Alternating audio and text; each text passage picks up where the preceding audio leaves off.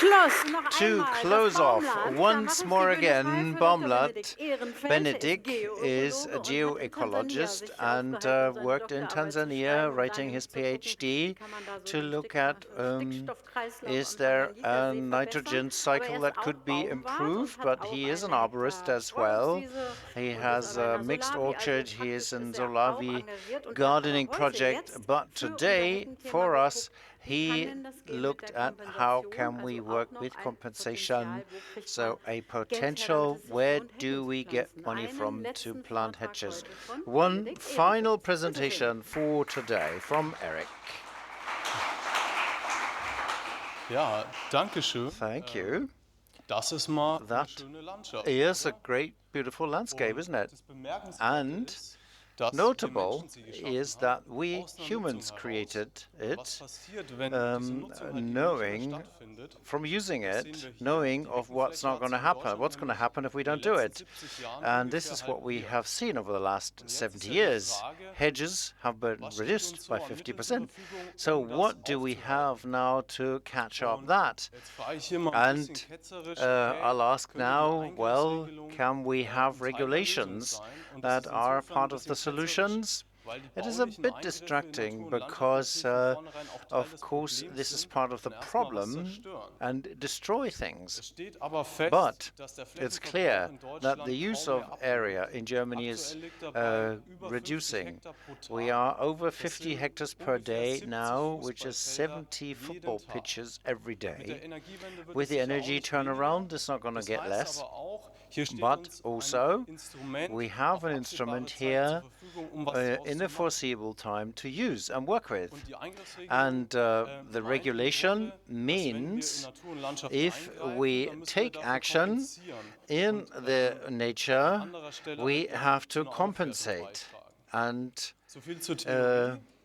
in other places, that's the theoretical point. Practically, we have disturbing results, which says that nearly 73% of the individual measures weren't taken, and 25 were only done well and very well. So that means applicable right is not applied. And that means we have an instrument with a big potential, and we're not using that potential.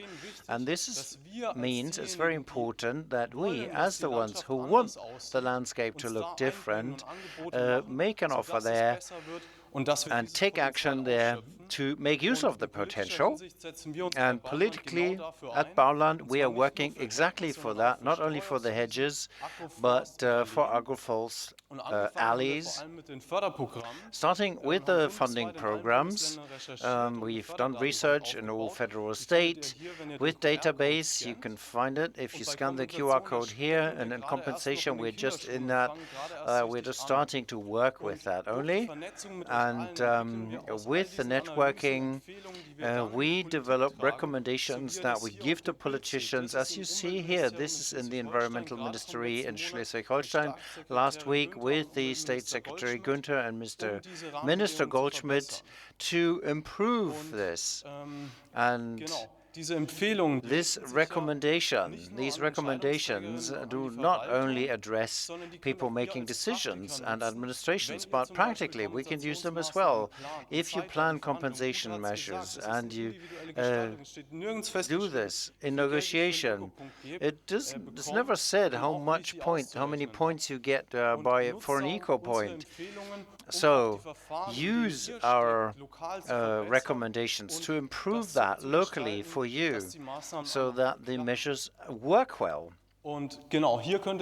So here you can scan the recommendations, and it'll all start with the good planning of the maintenance, because we have to be aware that this is not agricultural funding, but this is a natural conservation activity, and we have to look at how to create this added value. We can do that with a hedge, for example, by putting it into a biotope axis. Of course, considering the open land types as well and species. And we always have to keep a distance to other woodlands. For example, the fruit plants not doing what we see here on the picture, with the hedges much too close to the fruit trees, possibly to get as many equal points as possible on a small area. And in the long run, these values are not there because they grow all together. And then the last point, the planning user-oriented. So it's about economics and agriculture, and we can do a lot good for other protections. For example, windbreaker hedges.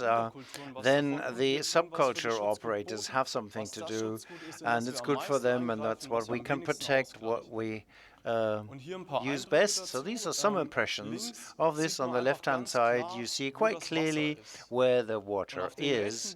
On the right pictures, at the top right, you see the water after strong rain on an open acre at the bottom left, right, for example.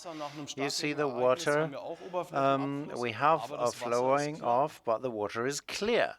And the next point is that we have to do professional maintenance, not only the starting, the planting, but in the long run we have to maintain it every 7 to 15 years at least to make best use of the potential in the hedge and develop it, because lower hedges even more often, and it's important to reduce the wounds and not do, as you see here on the picture, just tearing things off. This is much too big, and the stubs are ripped open, and then the plants will die off. They can't compensate this. These are minimum standards that we need, at least for compensation measures in regulations, as we have in Schleswig-Holstein with the regulations for the hedges there. Look at that as an example. So for this maintenance to be able to be possible, it has to be funded, and these are the costs that we have here compared to the standard funding. Of course, it starts with the market value of the area, and then the planting and the continuous plant maintenance. Now that can differ and be more than double depending on the species, and the average is about €7 per square meter for maintenance. And here it's important to know that the municipalities from the beginning on have an estimate of the costs and calculated. It's not the excess costs for building areas. Another important point is targeted biotopical values. This biotope has two main tasks to fulfill.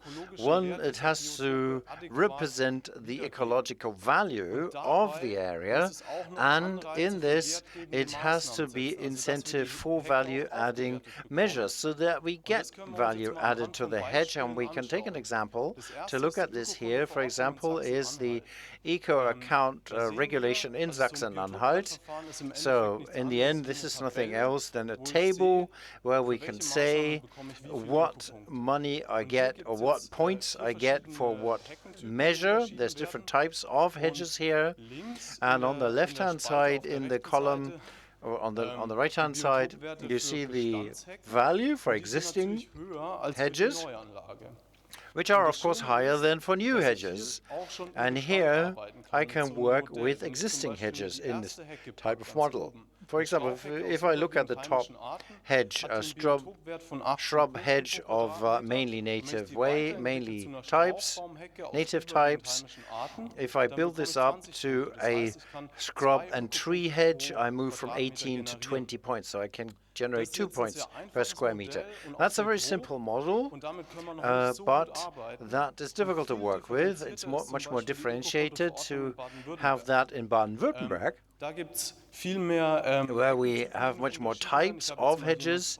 This is only 2, but there's more.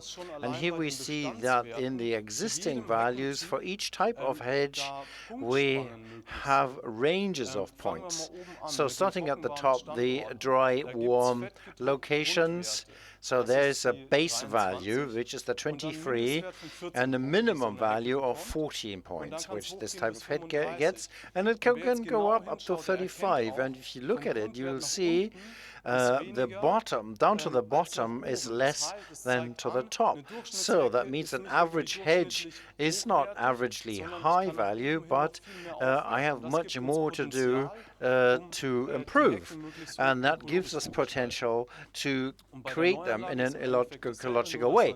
Starting new hedges, the same thing. Just the total of the points being lower because the hedges are new. And to have this, to see where I am, criteria apply for the adding and the reduction of values, and this is what we want in the biotope evaluation as well. And this is just a few ideas on how to do that. For example, additions could be the separation of large fields, a situation in a biotope system, the inset of large margins and many varieties, structures with trees, and long-term concept in maintenance, making economic use of it, because that will give us the jackpot. These people who make money with the hedge will care for it. So lots of things more, which you can read up in the paper, and the downturns are the opposite things, respectively. Another idea. We have many wind turbines being put up. They're up to 250 meters high, huge, massive impacts in the landscape. And usually it happens, okay, we can't compensate this, so I pay money. And the federal law says that before I pay some money, I have to check whether a compensation measure can be implemented. And so now, if we look at this picture here, this landscape and this landscape. So I think it's quite clear which one is nicer and which one coins the landscape. So as it's so beautiful, I'll repeat it. So do we want this or the other? And then, of course, we have more obligations. The obligation to maintenance must be coupled with the funding.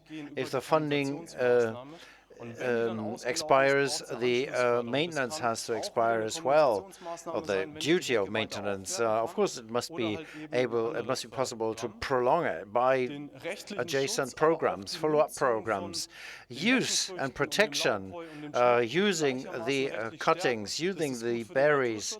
That's something that has to be enforced, and that is good for the people who work with the hedges, and replacement money should complement gaps in the compensation schemes.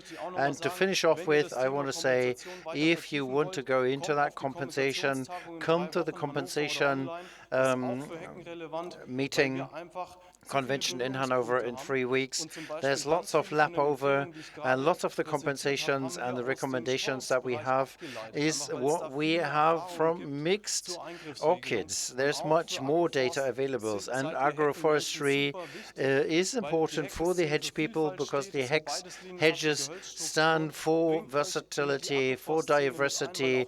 So move into these other areas, get connections, and allow me to finish off with saying, carry on, assign to the newsletter, subscribe to the newsletter, donate, or become a supporting member to give us movement. We need you. Thank you very much. Kommt alle nach vorne. So please come up front, all of you. Wir haben beschlossen, We decided, thank you very much for this energy booster. We need another 5 minutes for questions and answers. We need that before we can move on to the grand finale. So I would like to ask Michael Distel, Sophia Höckroth, where is she, and Uta Mitch to come up front. So please come again. Right, all the way in the back, so we can give her another good hand while she's coming up front. Okay, während sie sich nach vorne kämpft, while she's making her way up front, The microphone can go to the center, maybe this gentleman in yellow. Okay, dann fangen wir da an. Bitte. Jürgen Binder, neuer Imkerbund. Jürgen Binder, new Beekeepers Association. Mr. Distel, you impressed me by introducing yourself, representing the Farmers Association. Over the last few decades, it was not necessarily an engine for innovation in agriculture. Now, what opportunities do you see to motivate this big, important association from the inside to move in the right direction? Well, it hasn't been the big driver for innovation. Well, the fact that we're around, I would contradict this, at least for some members. Yes, we were established in 2006, and at the time the situation was such that there was this little seedling. And to cut a long story short, by now Günther Felsner, who is our president, calls us a think tank within the Farmers Association. And the question is really, how can we monetize innovative ideas and implement them, roll them out across the land? So in August, he visited us 3 times to look at these approaches, and we speak openly about these approaches, and there is definitely no attitude of rejection, and the same goes for my own president, association president, who's also an MEP. If you want to pick up a brochure, there's a statement on this project of solitary trees. So there's a mindset that goes in your direction and in our direction. But the priority is calculation before presentation. So we have to describe these business cases in order to take people along. Well, good luck in doing this work. Good success with calculating. BaumLand is here to help you. Well, I have a question myself to Sophia. You said with this graph where we had the raw material quantities, and they seem to decline after 50 years. So the second peak was higher than the third peak. Well, that must have been an optical illusion. I don't know, maybe I'd have to take a look at, I'm not sure what you're talking about, but we really assume that after 20 years, a new equilibrium has established, and then there's no change anymore. Great answer, okay. Adrian Kahnes from the Adrian Kahnes from Saxony-Anhalt. I was wondering to what extent, how you could have to calculate the planting of hedges, so €8 per square meter for establishing it. So if I make a 10-meter wide hedge for a kilometer length, I have to expect €150,000 worth of an investment, or is that more or less what we're looking at? So maybe from the practical point of view, from others who've done that before. Well, after 2 hedge days, I can't really recalculate this, but I think that's the ballpark figure. Thünen Institute will publish updated figures soon, and it depends on the hedge, on the location, what exactly do you want to plant. The more you spend, the higher the quality can be, but I could work with wild seedlings, for instance. I could also introduce some diversity that way, and that could reduce the cost, but that's only, that's a ballpark figure at least. Once we've taken a breath again, we might start calculating again because we got a lot of information on how we can activate this kind of plan. Maybe we can take one more question. Well, thanks for running so fast with the microphone. Volker Roder from Herzogtum Lauenturm County. I build hedges in the landscape on behalf of the county, and I finance them from third-party sources. The biggest competition for me are the eco service providers because the landscape element of hedge can be marketed so well that we have prices of more than 200 euro per meter of hedge that can be used for the infrastructure subsidies. So we have the money, but with the performance pressure that we have in agriculture, it's so difficult to make the spaces available. May I say we need to talk because these examples, if you can monetize this so well, then we should include that into our recommendations. Well, that would be a dream. That seems to be quite diverse from region to region. I've been able to establish more hedges, and I can't get any compensation. There's no compensation for the area sacrificed by the farmer. And secondly, they tell us that hedges are too expensive per eco point. They are calculating 30,000 euro per hectare, and extensive measures are much easier to achieve the eco points. So they do everything else, but they don't want to have hedges. So it would be a dream if we found somebody who financed our hedges appropriately. We'd like to plant so many more hedges. That shows again how important this cooperation is and how important the idea of BaumLand was, that there should be those networks that I have established. So now, before the panel gets its applause, I would like to ask for